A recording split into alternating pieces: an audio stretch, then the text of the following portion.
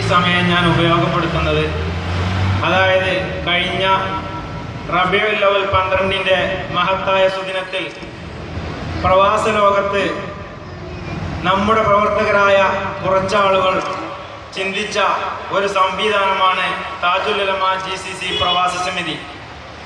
എന്താണ് അങ്ങനെ ഒരു GCC പ്രവാസ സമിതി രൂപം കൊള്ളാനുണ്ടായ കാരണം എന്നെല്ലാം വിശദീകരിക്കാൻ പറ്റിയ സമയമോ സാഹചര്യമോ അല്ല ഇവിടെ. അതുകൊണ്ട് ചുരുക്കി പറഞ്ഞാൽ, ഇന്ന്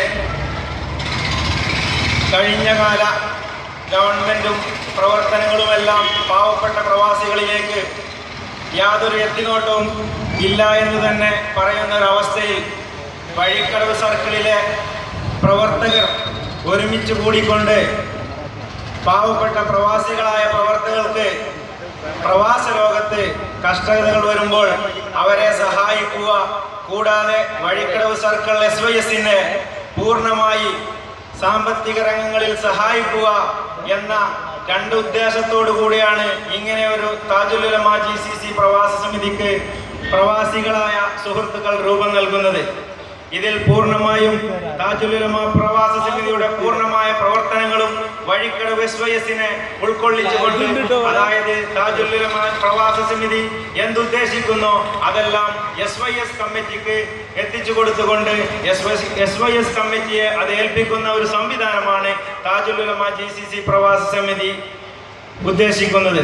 ഏകദേശം 6-7 GCC രാജ്യങ്ങളിലെ മുഴുവൻ വഴിക്കടവ് സർക്കിളിലെ പ്രവാസി സുഹൃത്തുക്കളെ ഒന്നിപ്പിച്ച് ഒരു ചരടിൽ കോർത്തുകൊണ്ട് അവരുടെ എല്ലാവരുടെയും പ്രവർത്തനങ്ങളെ ഒന്നിപ്പിച്ചുകൊണ്ട് SYS-നെ സഹായിക്കുക എന്ന ദൗത്യം ഏറ്റെടുത്തിരിക്കുകയാണ്.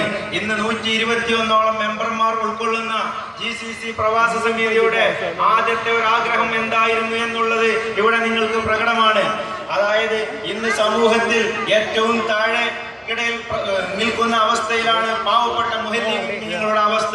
അവർക്ക് ഇന്ന് വെളുത്ത ഷർട്ടും വെളുത്ത തുണിയും ഉണ്ടെങ്കിൽ ഇന്ന് സമൂഹത്തിൽ ഏറ്റവും കുറഞ്ഞ വേതനത്തിന് ജോലി ചെയ്യുന്ന മുഅല്ലിമീങ്ങളെ സഹായിക്കുക എന്ന ഒന്നാമത്തെ ഉദ്ദേശം ഇന്ന് ചെറിയ രീതിയിലെങ്കിലും ഇവിടെ സാക്ഷാത്കരിക്കാൻ പ്രവാസി സുഹൃത്തുക്കളായ ഞങ്ങൾക്ക് കഴിഞ്ഞു എന്നതിനാൽ ഞങ്ങളുടെ സുഹൃത്തുക്കളെല്ലാം ഇന്ന് ഈ സംഭവങ്ങൾ ആധുനിക മാധ്യമങ്ങളിലൂടെ വീക്ഷിച്ചു കൊണ്ടിരിക്കുകയും അവർ വളരെയധികം സന്തോഷം ഉൾക്കൊണ്ടുകൊണ്ടിരിക്കുകയും ചെയ്യുന്ന സമയമാണ്. അതിന് ആദ്യമായി നാഥനെ സ്തുതിക്കുന്നു. അൽഹംദുലില്ലാഹ്. ഇതിന്റെ 1 ലക്ഷം രൂപയിലേക്ക് 33 മുഅല്ലിമീങ്ങൾ